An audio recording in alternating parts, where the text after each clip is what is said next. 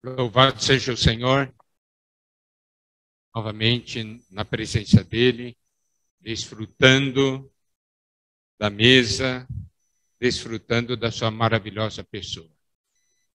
Hoje, dentro desse estudo, Viver a Realidade do Reino dos Céus, nós vamos ainda, junto com essa mensagem, aplicar e falar algo que é muito importante, ligado à situação que estamos vivendo hoje na Terra, no meio dessa pandemia. O tema, o título da mensagem de hoje é Pouco Tempo Nos Resta. Quando nós tocamos esse assunto, pouco tempo nos resta, nós temos que ver uma coisa. Nesse pouco tempo que nos resta, como nós vamos viver? Na semana passada, nós vimos o Senhor e os discípulos no meio da tempestade. E em Mateus 8:26 nos é dito, perguntou-lhes então Jesus, por que sois tímidos, homens de pequena fé? E levantando-se, repreendeu os ventos e o mar, e fez-se grande bonança. Nós vimos que o Senhor repreendeu o vento e o mar. Você não repreende algo morto, algo que não tem vida. Você só repreende uma coisa que é viva, certo? Se eu ficar bravo com uma cadeira, o que você está fazendo aqui? Tem sentido? Não tem, porque a cadeira é morta. Mas para uma pessoa eu posso perguntar, o que você está fazendo aqui? Não é verdade? Então, se o Senhor repreendeu os ventos e o mar, nós sabemos que o Senhor repreendeu os anjos caídos, esses principados e potestades. E quando ele repreendeu o mar, ele estava repreendendo os demônios que habitam nas águas. Aí nós vamos perceber que o Senhor repreendeu os poderes das trevas, repreendeu o inimigo. Aí isso nos mostra algo, que enquanto nós estamos vivendo nessa terra, muitas coisas se levantam, porque o inimigo é a fonte. E por que houve o vento e o mar tão furiosos contra o Senhor e seus discípulos? Porque eles sabiam que o Senhor Jesus iria para outra margem. E lá na outra margem havia algo que o Senhor iria fazer e que os inimigos, os poderes das trevas, não queriam que o Senhor fizesse. Então, primeira visão que precisamos ter no nosso dia a dia, muitas coisas se levantam, mas nós precisamos ver o inimigo por trás, querendo nos perturbar e querendo nos impedir que avancemos. Então, Mateus 8, a partir do versículo 28, diz, tendo ele chegado a outra margem, a terra dos Gadarenos, vieram-lhe ao encontro 2 endemoninhados, saindo dentre os sepulcros, e a tal ponto furiosos que ninguém podia passar por aquele caminho. Agora, então, ao ler esse versículo, nós compreendemos por que o vento e o mar haviam se agitado tanto, tentando afundar o barco, porque eles não queriam que o Senhor chegasse a outra margem, porque lá estavam 2 endemoninhados. Você sabe, com essa visão, nós vemos como os poderes das trevas trabalham em conjunto. Compreenderam? As coisas aconteceram ali no mar, naquela tempestade, porque eles sabiam que o Senhor Jesus iria para o outro lado e o Senhor poderia expulsar os demônios. Bom, agora vamos ver. O endemoniado é aquele que está debaixo do controle ou da influência das trevas, do inimigo de Deus. Qual é a característica? Eles viviam nos sepulcros, isto é, ligado à morte. O inimigo, sempre que ele começa a atacar e influenciar a nossa vida, ele nos deseja levar à região da morte. Fazer com que nós habitemos entre os mortos, quando o nosso lugar é habitar entre os vivos e levar a palavra da vida para os mortos. Mas o inimigo de Deus, ele age dessa maneira. Quando uma pessoa está sob a influência do inimigo, começa a conviver com a morte, a viver entre os túmulos. E aqui diz, esses dois endemoniados estavam furiosos. Isso quer dizer o quê? Se aplicarmos, está na carne, briga com todo mundo, entendeu? Porque o inimigo não quer paz. Nós podemos identificar aqui a ação do inimigo. E aí, tá, isso aqui eu estou falando para que a gente possa ver que não foi somente simplesmente o Senhor foi e expulsou. A palavra de Deus está mostrando coisas para nós hoje, nesse mundo em que nós estamos vivendo. Eu acho que todos nós temos essa experiência, não é? Quando o inimigo muitas vezes nos ataca e começa a nos influenciar, nós já não queremos estar com os irmãos, que são os que têm vida. Nós preferimos estar com as pessoas no mundo, aqueles que estão mortos. Não é verdade? Começamos a frequentar lugares de morte. Isso é frequentar o sepulcro. E se algum irmão falar, fica bravo. Fica furioso. Nós podemos ver, a palavra de Deus é extremamente atual. E nós precisamos ver o que o inimigo quer fazer em nossas vidas. Ele quer nos destruir. E aí, no versículo 29 diz, eis que gritaram, que temos nós contigo, ó Filho de Deus, vieste aqui atormentar-nos antes do tempo? Você pode ver, o Senhor, quando ele falava de si mesmo, ele se chamava Filho do Homem, correto? E mesmo quando Satanás o tentou, disse, és filho de Deus, manda que as pedras se transformem em pães. O Senhor Jesus falou, não só de pão viverá o homem. O Senhor diz, eu vou vencer vocês como homem. Eu vou vencer Satanás como homem. Porque como Deus vencer, isso será uma coisa muito fácil, né? Mas vencer como homem é uma vergonha para Satanás. Então, olha só, esses endemoniados chamavam assim, que temos nós contigo, ó Filho de Deus? O inimigo não quer confessar a sua derrota. Ele não quer confessar que o homem pode derrotá-lo. Mas o Senhor derrotou o inimigo como homem.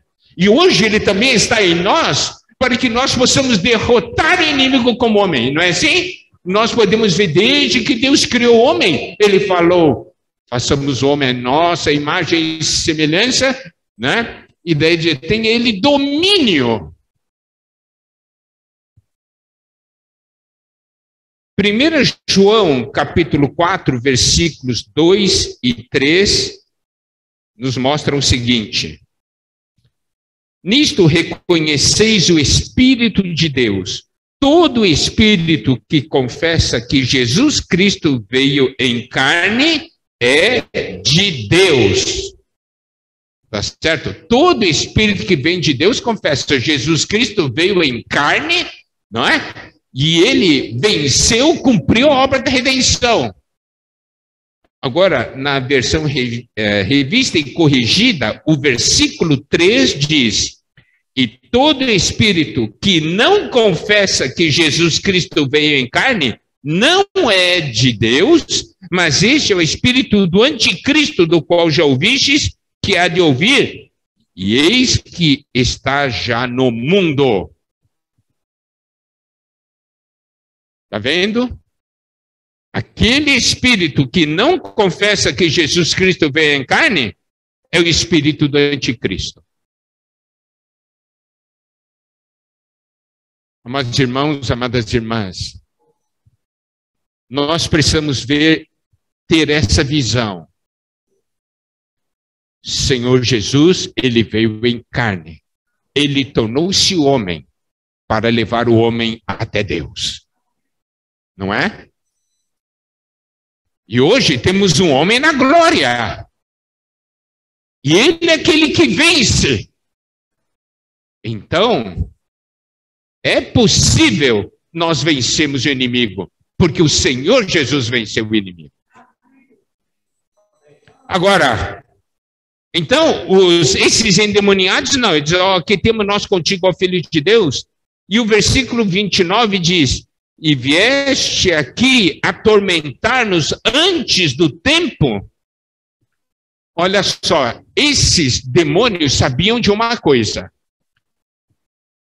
que um dia eles seriam julgados e lançados no lago de fogo. Que viria esse tempo. Mas o Senhor Jesus chegou e disse: você veio aqui antes do tempo? Você tem que dar tempo para nós ainda. Então, olha só, os demônios conhecem o tempo que lhes resta. E isso é um ponto que nós precisamos perceber. Os demônios sabem, os poderes das trevas sabem, que eles somente têm um tempo para agir, e nesse tempo eles irão procurar destruir o maior número de pessoas possível. Quanto mais eles puderem matar, melhor. Quanto mais eles puderem levar juntos para a condenação eterna, melhor. É assim que o inimigo age. Você acha que o inimigo está dormindo? O inimigo dorme? Descansa? Ele nos acusa dia e noite. E nós vemos a cooperação que existe entre eles. Não é? O Senhor Jesus estava indo, então ali, daí o vento, os principados, e aí o mar, onde estão os demônios, lutando contra Cristo para impedir que Cristo chegasse ao outro lado e pudesse expulsar aqueles demônios. O inimigo coopera tanto entre si, e nós estamos cooperando um com o outro, com Deus, ou nós estamos brigando um com o outro? Sabe, essa porção da palavra, e olha só, Tiago capítulo 2, versículo 19. Crês tu que Deus é um só, fazes bem, até os demônios creem e tremem. Você diz: não, eu estou numa boa porque eu creio em Deus. O crer em Deus não quer dizer muita coisa. Porque não é só crer, tem que receber. Certo? Não é crer que Deus existe.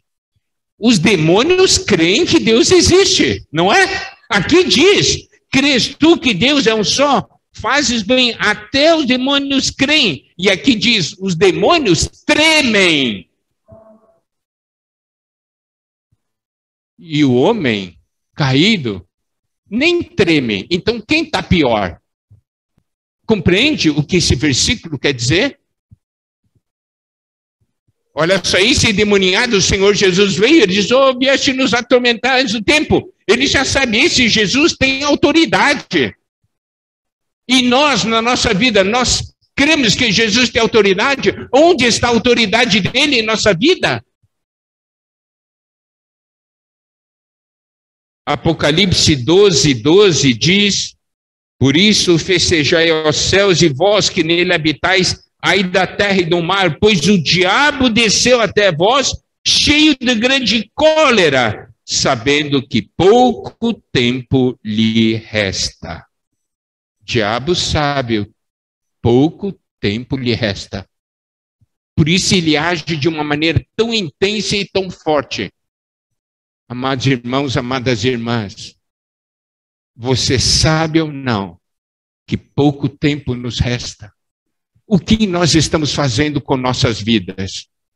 Jogando fora, desperdiçando, amando o mundo. Vivemos como se ainda sobrasse muito, muito tempo. Pergunta para o diabo, quanto tempo lhe resta? Pouco. Pergunta para uma pessoa, quanto tempo lhe resta? Tenho muito tempo. Por isso não aproveita o tempo, joga o tempo fora.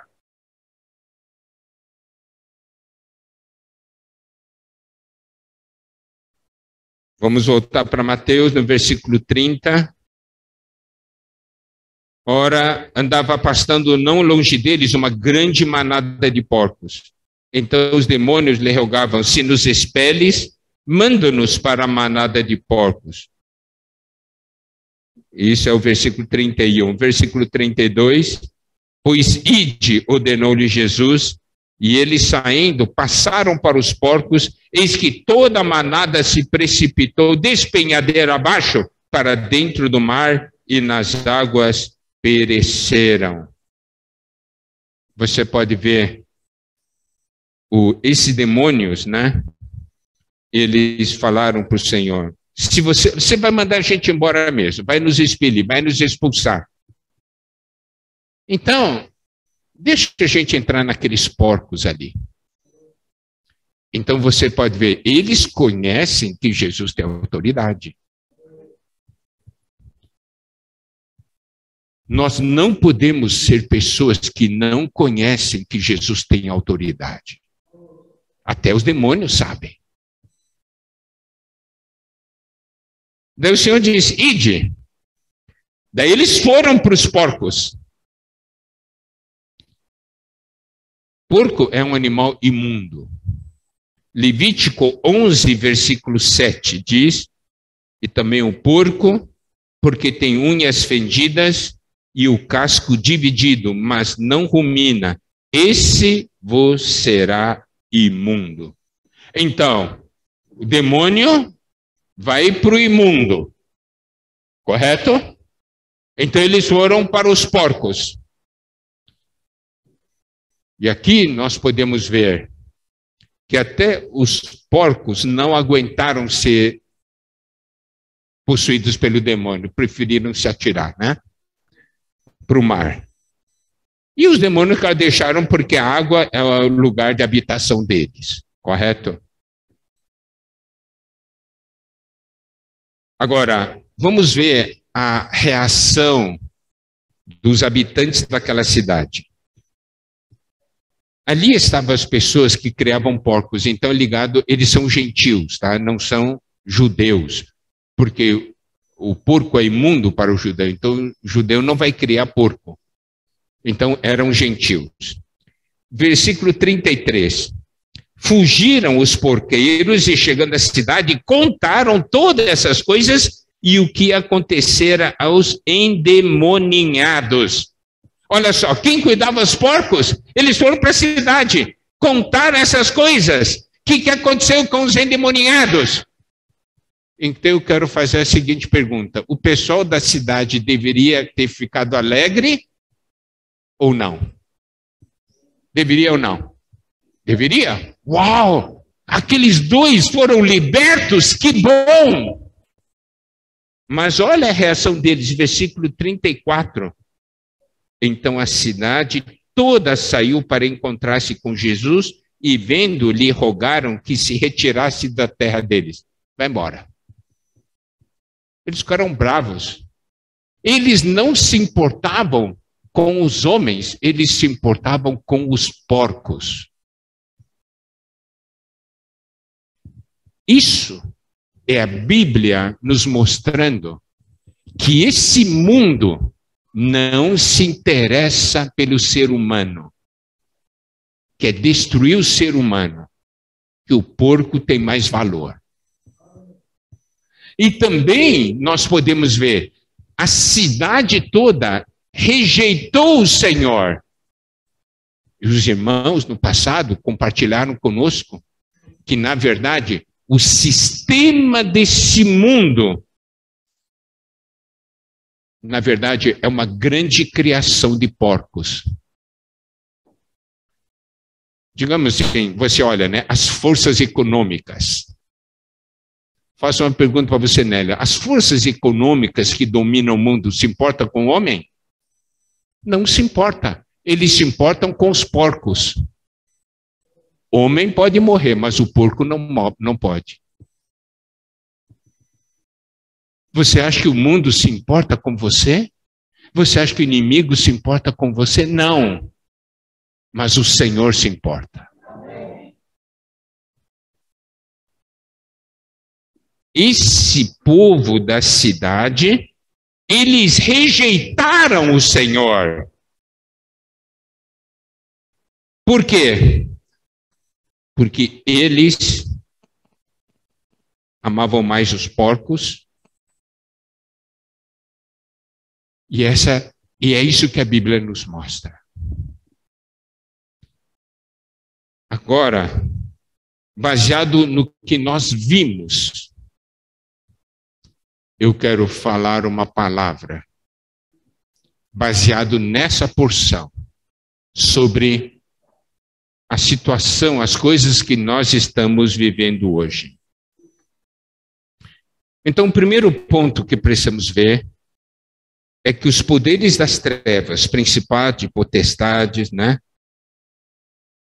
atuam hoje de uma maneira muito forte porque sabe que pouco tempo lhe resta. Para nós estamos vendo, o Senhor está voltando, não é? Em pouco tempo o Senhor está voltando. Então, para nós é uma esperança de glória. Mas para os poderes das trevas, pouco tempo lhe resta para ele agir nessa terra. E aí, a questão é, nós sabemos que pouco tempo nos resta? Como nós estamos vivendo hoje?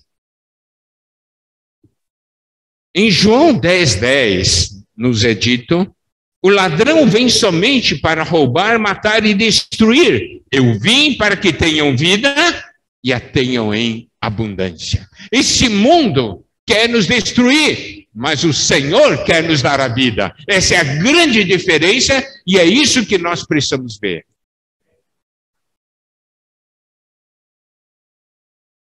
E sabemos que hoje o mundo está sendo tomado pela iniquidade. A iniquidade é uma total ausência de leis, uma total ausência de controle. Mateus 24:12, um versículo muito conhecido, nos diz: e por se multiplicar a iniquidade, o amor se esfriará de quase todos. Aqui tem uma grande advertência para nós. Aqui nos é dito que o Senhor dá atenção à temperatura do nosso amor para com Ele. Não é uma questão de ama ou não ama. Se ama o Senhor, todo mundo vai dizer, eu amo. Na verdade, eu acho que nenhum irmão aqui vai dizer, não, eu não amo o Senhor. Senão eu não estaria aqui. Se eu estar aqui hoje de manhã, é porque você ama o Senhor. Mas agora vem a seguinte pergunta, qual é a temperatura desse amor? Qual é a temperatura desse amor? Se o nosso amor está esfriando, é porque a iniquidade está entrando. E eu devo perceber esse fato.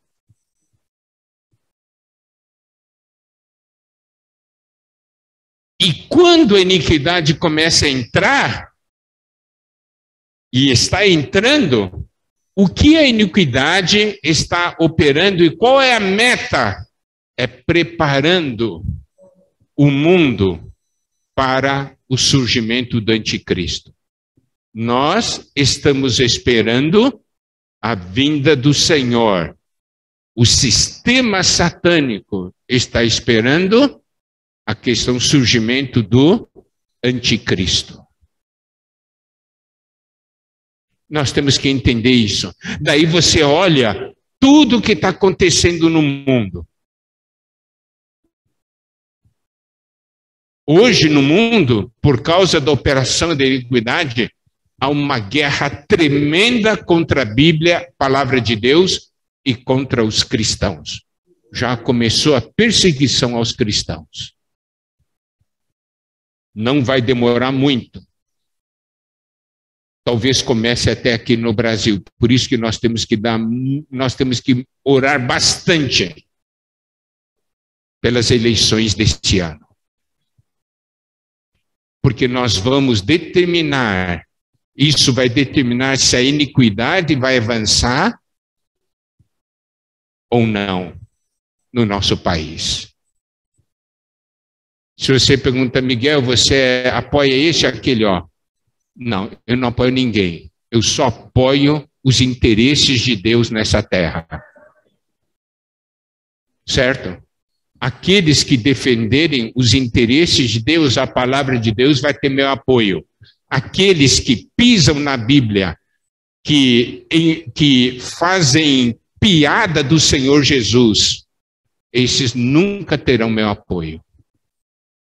Como eu posso apoiar aquele que zomba do nosso Salvador?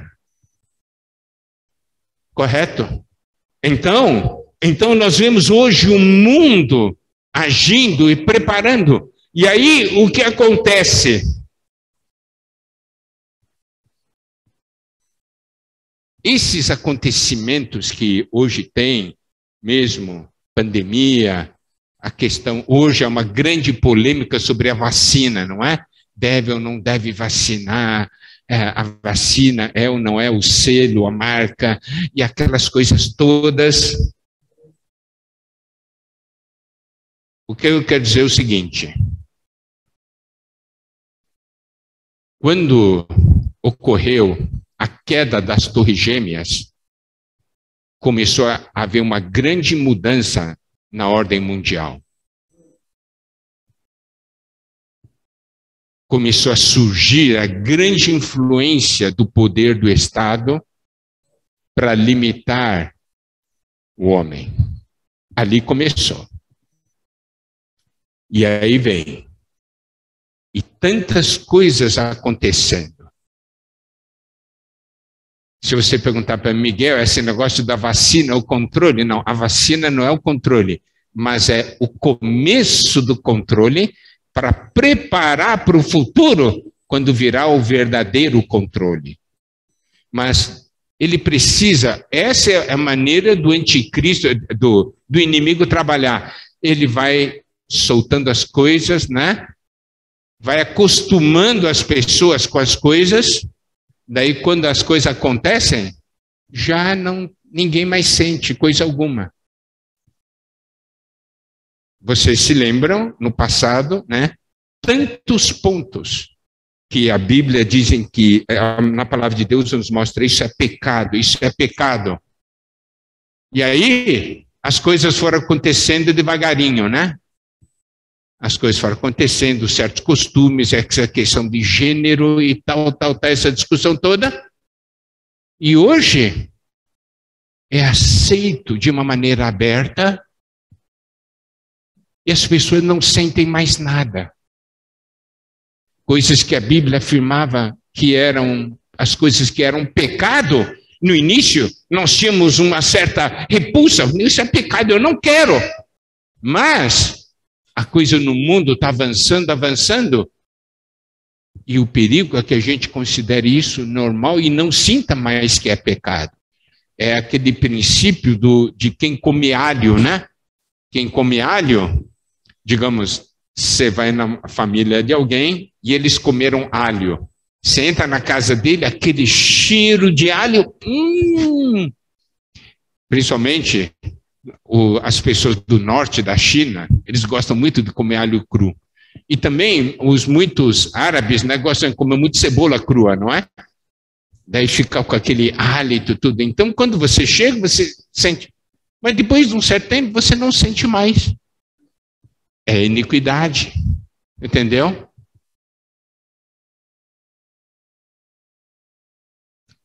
Tudo isso está acontecendo e está sendo implantado pouco a pouco.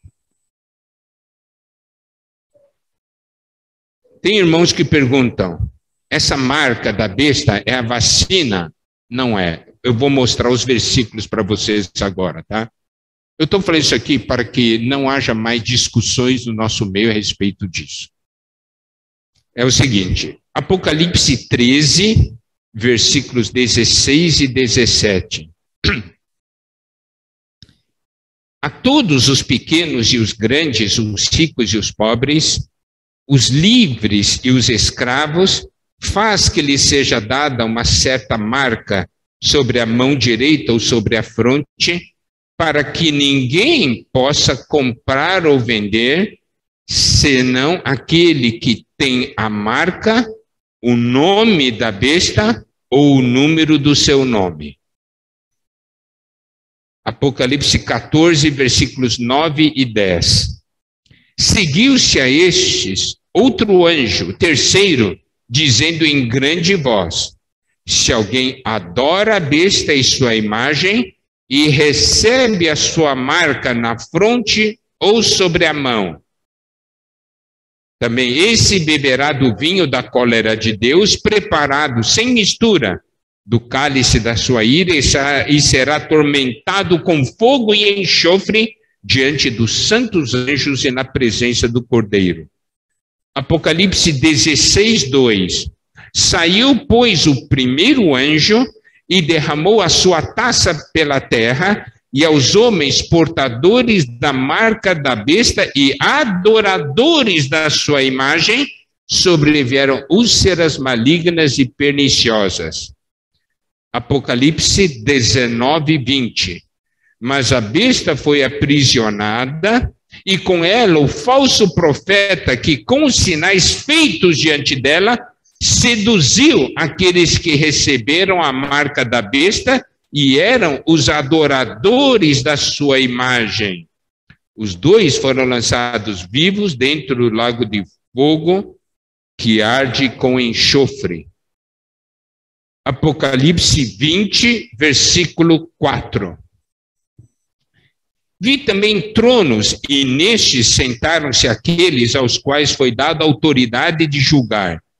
Vi ainda as almas dos decapitados por causa do testemunho de Jesus, bem como por causa da palavra de Deus. Tantos quantos não adoraram a besta, nem tampouco a sua imagem, e não receberam a marca na fronte e na mão, viveram e reinaram com Cristo durante 1000 anos. Essas porções da palavra de Deus nos mostram que a marca da besta é acompanhado de uma outra coisa. Olha só, tá? Eu vou ver aqui no Apocalipse 14, versículo 9. Se alguém adora a besta e sua imagem e recebe a sua marca na fronte ou sobre a mão. Você pode ver, a maior parte desses versículos falam da marca e vinculado à adoração, tá? Não é só marca, é marca e adoração.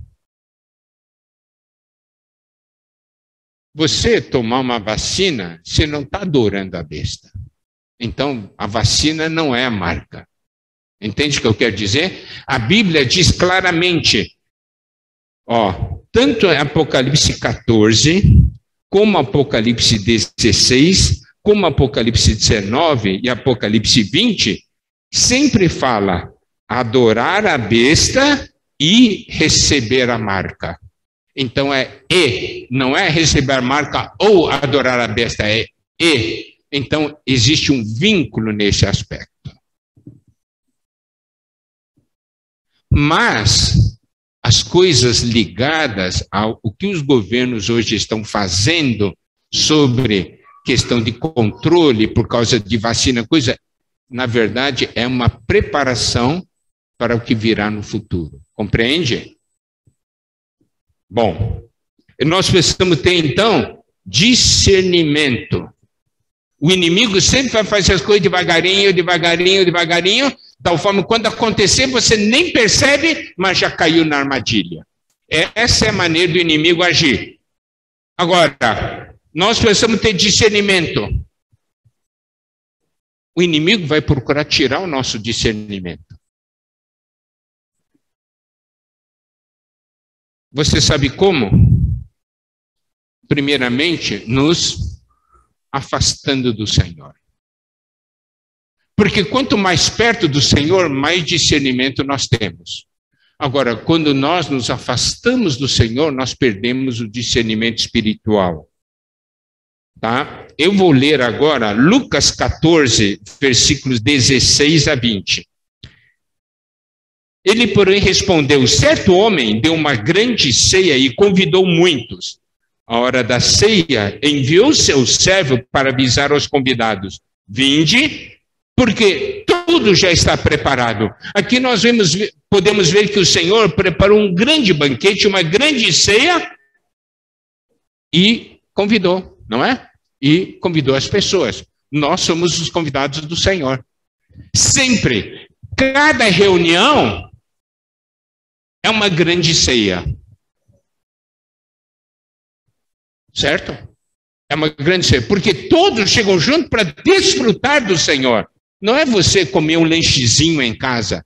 É uma grande ceia onde são muitos convidados. A reunião é um lugar onde nós temos muitos convidados. Nós todos estamos aqui porque nós somos convidados. Vinde, porque tudo já está preparado. Na reunião, está tudo preparado já. Preparado o que Deus vai dar para você. Mas olha só, não obstante, todos a uma começaram a excusar-se. Disse o primeiro: comprei um carro e preciso vê-lo. Rogo-te que me tenhas por excusado. Outro disse: comprei 5 juntas de bois e eu vou experimentá-las. Rogo-te que me tenhas por excusado. E outro disse: casei-me, por isso eu não posso ir. Todos eles tinham uma desculpa e não foram para a ceia. Esse é o começo do distanciamento. Primeiro é convidado. Depois, não vai. Por quê? Eu tenho que fazer outra coisa. Aquele que comprou o campo não podia primeiro tomar a ceia, depois ir para o campo? Atender ao convite e depois ir para o campo? Aquele que comprou 5 juntas de bois não poderia primeiramente participar do banquete e depois dar uma olhada nos bois? E aquele que casou não poderia dizer assim: eu vou primeiro, ele diz: casei-me, por isso não posso ir. Me casei, então agora tenho que ficar cuidando da minha mulher. Vai, come a ceia, depois cuida da mulher, entendeu?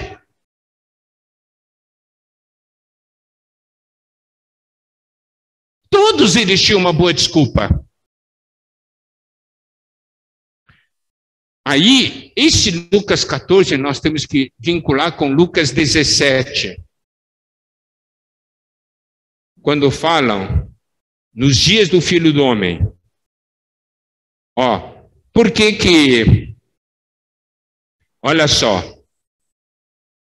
Em Lucas 14, eles não puderam, eles deram uma desculpa para não ir, falando porque tinha comprado o campo, né, comprado o boi, e outro porque tinha se casado. Agora vamos ver Lucas 17, versículos 26 a 30.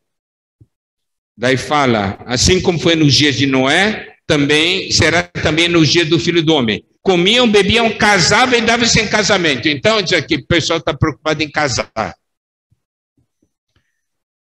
Até o dia que Noé entrou na arca, veio o dilúvio e destruiu a todos. O mesmo aconteceu no dia de Ló. Comiam, bebiam, compravam, vendiam, plantavam e edificavam. Mas no dia em que Ló saiu de Sodoma, choveu do céu fogo, enxofre e destruiu a todos. Assim será no dia em que o Filho do Homem se manifestar. Aqui nessa palavra nos é dito. O pessoal estava preocupado em comprar, vender, casar. E o Senhor deixou de ser a prioridade. Por que deixou de ser a prioridade? Porque não sabe que pouco tempo lhe resta. Daí nós vamos para Lucas 9, versículos 59 a 62. Isso nós falamos, né, 2 domingos atrás.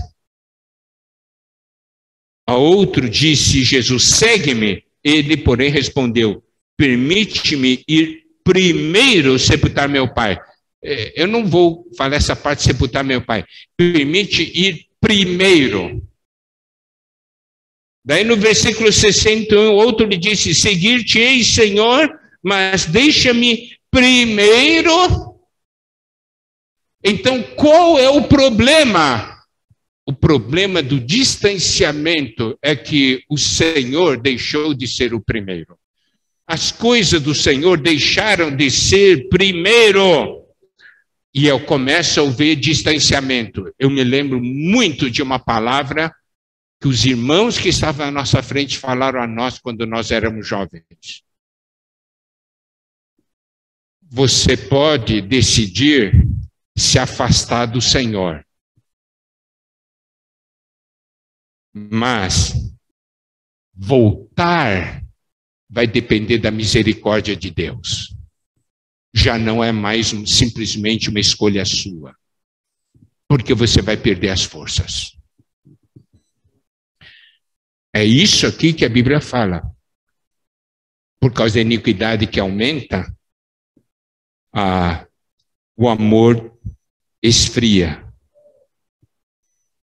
Então o princípio é o seguinte, eu posso estar ocupado, mas eu nunca vou deixar minha comunhão com Deus e com os irmãos. Eu posso estar ocupado, mas eu não vou deixar de servir. Eu vou servir adaptando as outras necessidades que eu tenho. Por que isso é importante? Porque senão Satanás vai sempre atacar. Diz assim, esse é fácil de anular. É só você atacar que ele para de servir. Ele parando de servir, eu vou ter mais tempo. Daí ele não vai cooperar com o Senhor na edificação. Agora, você está cheio de problemas, cheio de coisas, mas você ainda serve de uma maneira. Debaixo do sangue do Senhor, eu quero dar um testemunho. No passado, quando eu cuidava das empresas, tinha dias que de noite, quando chegava em casa, eu estava arrasado, não tinha mais força nenhuma.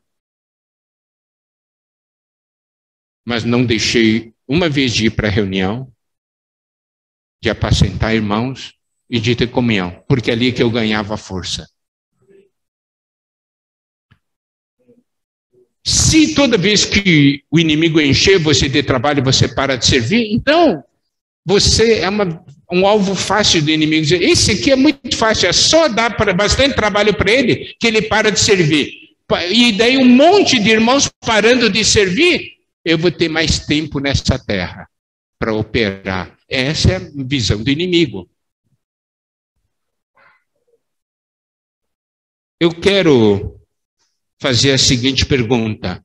Se você está ocupado agora e não pode servir, eu quero fazer a pergunta. Que dia você vai deixar de ser ocupado? Vai vir esse dia que vai deixar de ser ocupado? Então você nunca mais vai servir.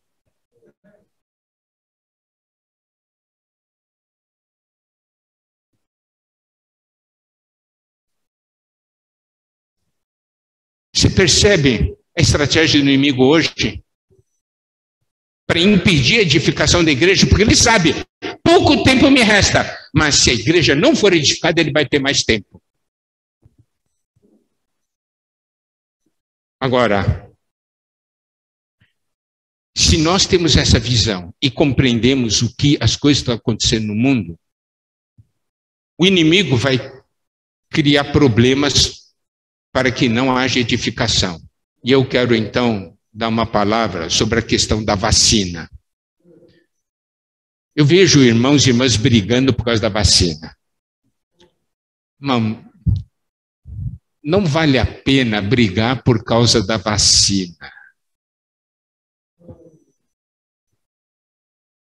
Aí eu sou contra, eu sou a favor. Temos todos ir na presença de Deus, certo?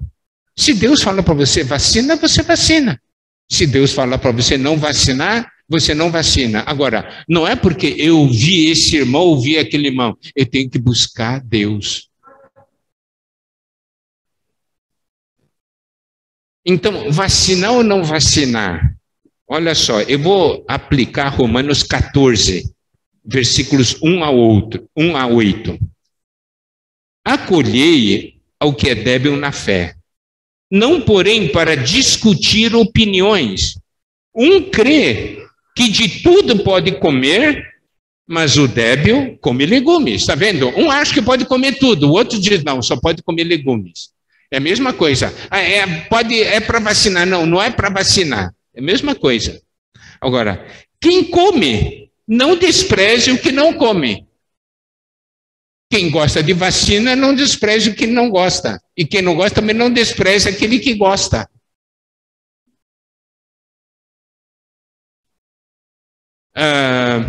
Porque Deus o acolheu. Quem és tu que julgas o servo alheio?